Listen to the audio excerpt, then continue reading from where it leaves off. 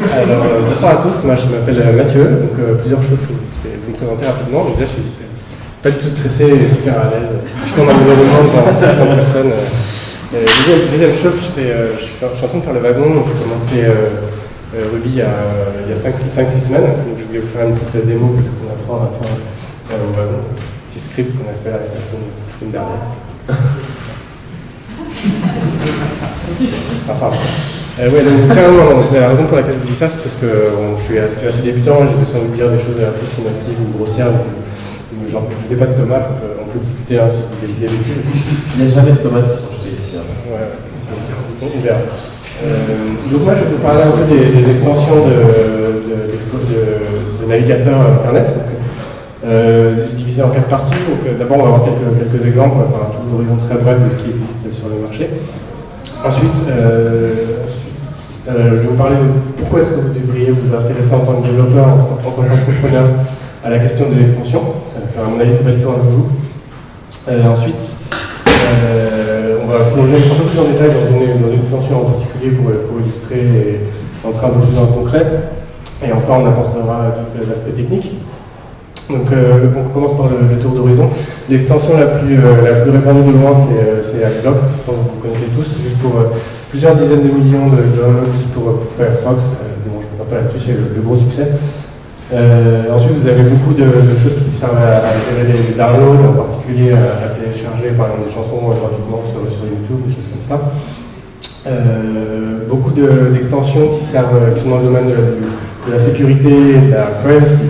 Donc des choses qui vont transformer par exemple votre connexion HTTPS ou des choses comme ça. Et ensuite vous avez toute une flopée de choses différentes comme des password managers, des extensions qui vont ajouter des fonctionnalités à votre Gmail, des tab managers, si vous êtes du genre à avoir 30 tabs ouvertes d'un coup, ça vous aide un peu à gérer tout ça. Bookmark manager, etc. Donc on a toute une flopée. Là j'ai juste mis quelques exemples, vous pouvez les voir. Alors, plus du côté développeur, vous avez Firebug. Donc, Firebug, soit vous utilisez Firefox et vous connaissez, soit vous en foutez, donc je vais pas mettre un là-dessus. Ensuite, alors voilà, ça passe mal évidemment. Vous en avez deux qui sont, que je trouve assez sympas, qui sont faites pour piquer le design des copains. Donc, si vous voulez bootstrapper une landing page en une demi-journée, vous avez Colorzilla qui est une petite pipette et vous allez sur un site et vous cliquez sur la couleur qui vous intéresse. Vous avez la couleur qui vous est donnée. Et Fontface Ninja qui fait la même chose pour les polices. Comme ça, vous pouvez trier le design d'un site chez vous en 5 minutes. Très facilement, très rapidement.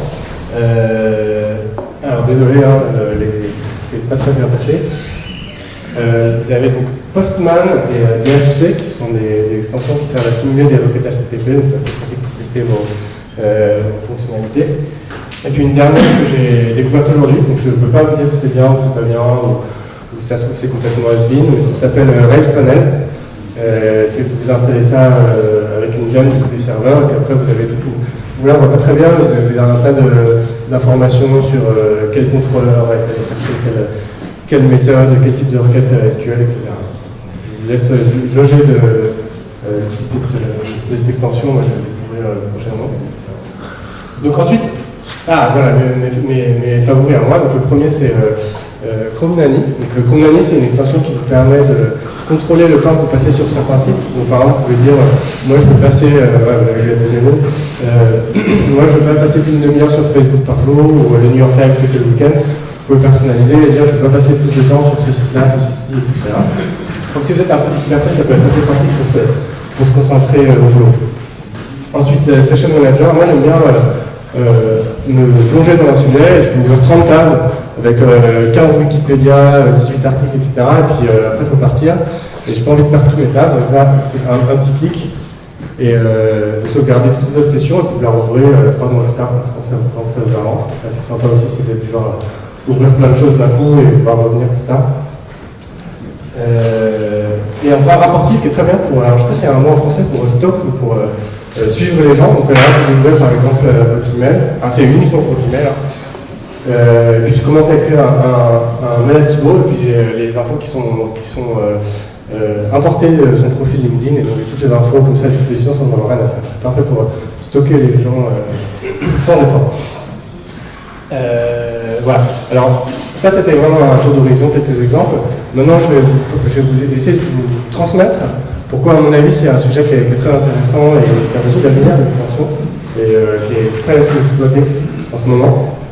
Et la manière dont on essaie de formaliser ça, c'est en parlant de ce qu'on appelle la réalité augmentée. Donc, je pense que vous connaissez tous ce concept, c'est un rêve de technophile où vous vous promenez n'importe où, dans la rue par exemple, et parce que vous avez des Google Glass, parce que vous avez une application mobile, ou je ne sais pas quels seront les appareils dans 5 ou 10 ans, vous avez des informations qui sont rapatriées à disposition, qui sont pertinentes en fonction du contexte dans lequel vous vous trouvez, et qui sont aussi personnalisées en fonction de ce qui vous intéresse, en fonction de votre profil et ce que vous aimez, ce qui vous intéresse.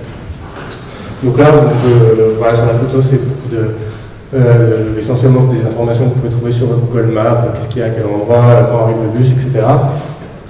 Là, on peut imaginer, est-ce que j'ai des copains dans la région, dans le coin, combien coûtent les maisons dans cette rue, d'autres exemples, prenez dans un supermarché.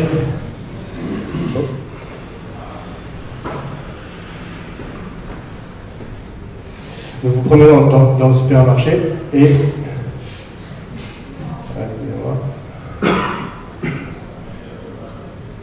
Voilà, vous avez des informations qui vous arrivent en surimpression sur vos produits, par exemple. Bon. Donc ça, c'est assez riche, et, sans vouloir être trop fancy.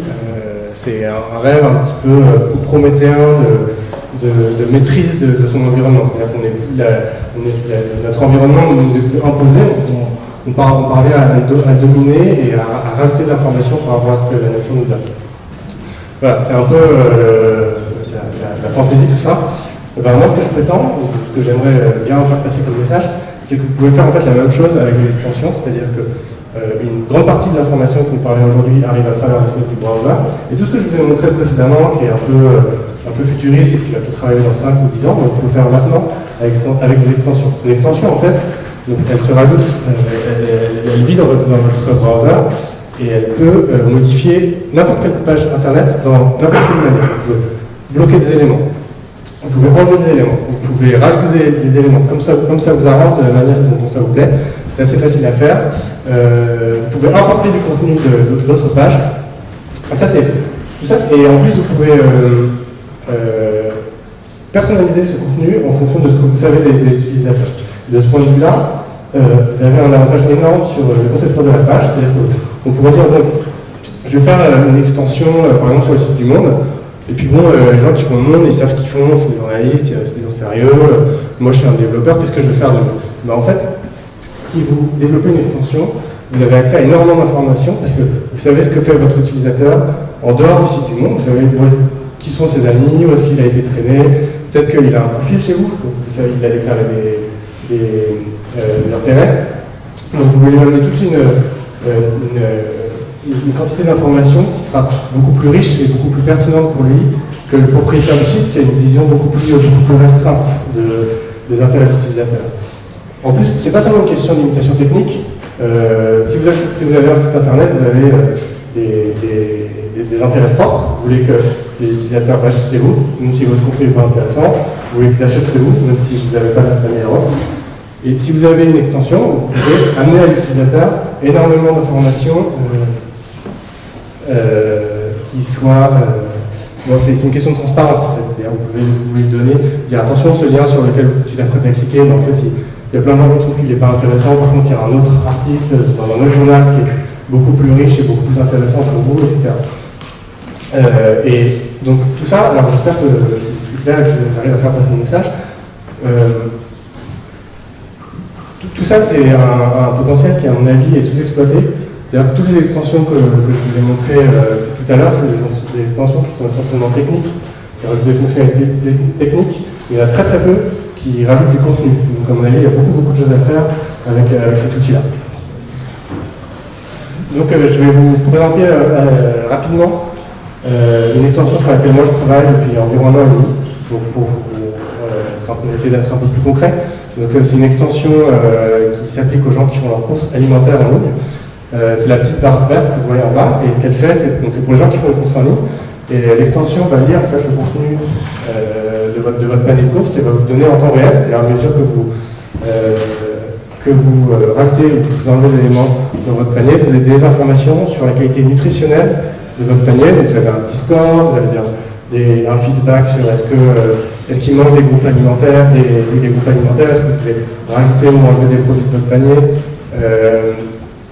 est-ce que vous avez trop de sel, trop de sucre, etc. Une information qui est personnalisée en fonction des informations que l'utilisateur a fournies dans son profil. En plus de donner un feedback, donc de l'information pure, on peut également faire des suggestions. On va proposer des suggestions de produits que vous pouvez rajouter dans votre panier qui vont améliorer la qualité nutritionnelle de votre panier. On continue avec des recettes. Donc, par exemple, on va vous dire tiens, vous pouvez ajouter ce produit-là, et puis en plus, voilà ce que vous pouvez faire avec le produit. Vous pouvez faire cette recette, donc il y a une petite photo, c'est assez joli. Et en plus, on peut vous proposer des recettes qui seront personnalisées en fonction de ce que vous avez acheté cette fois-ci, ce que vous avez acheté la semaine dernière, de vos préférences. Après, on va commencer à capitaliser sur ce qu'on sait sur vos goûts. On va vous proposer des choses qui sont plus personnalisées et plus pertinentes pour vous. Tout ça, c'est des choses qui, d'une part, ne sont pas faites par les sites de vente en ligne. D'une part, parce que je pense qu'ils sont assez lents et qu'ils ont du mal à s'adapter, parce qu'une partie de ce que je fais là, ils pourraient le faire tout seuls. Et d'autre part, parce que c'est pas forcément dans leur intérêt non plus de dire bon, ce produit-là il est assez mauvais et en fait, il ne faut pas l'acheter. Ça, c'est des choses que vous pouvez faire avec des extensions. Voilà, après il y a un site internet, mais c'est pas vraiment le sujet.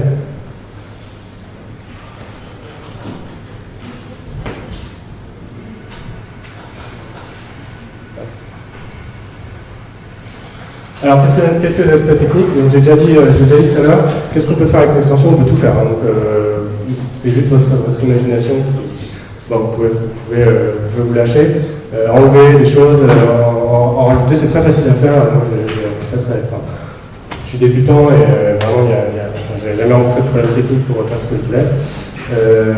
La seule chose à savoir, c'est que c'est assez intensif en maintenance, parce que vous êtes dépendant de l'architecture des sites sur lesquels vous êtes branché. Et donc, dès qu'il y a un changement, il faut vous changer votre code, c'est pas très difficile. Si vous êtes sur 50 sites, il faut être toujours sur le qui-vive parce que ça peut changer assez rapidement.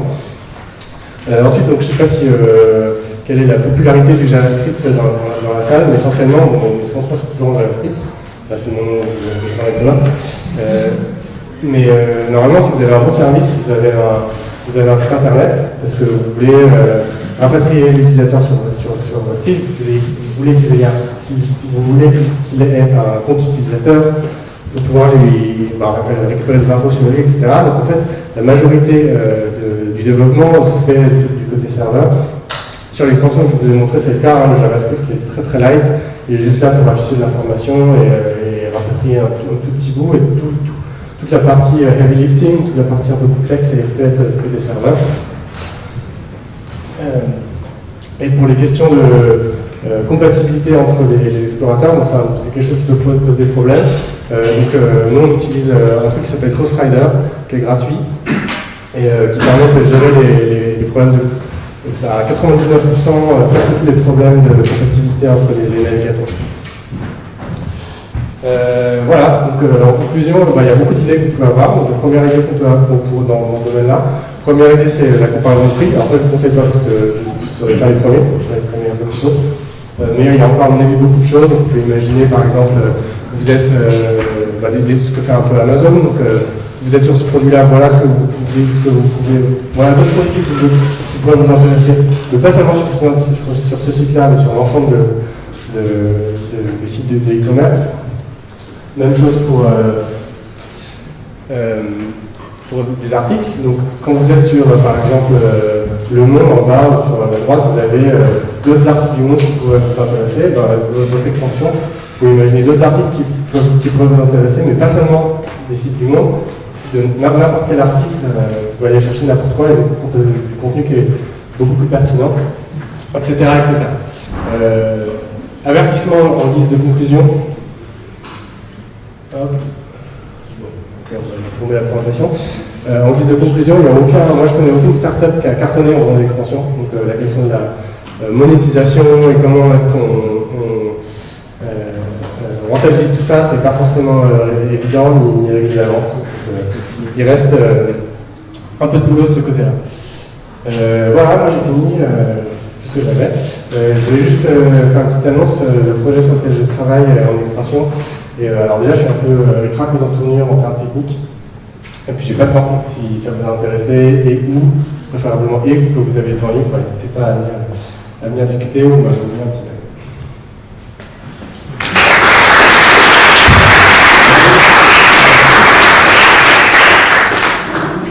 J'aimerais appliquer le moteur d'indication sur l'alimentation que vous avez montré à un help contextuel lors du codage.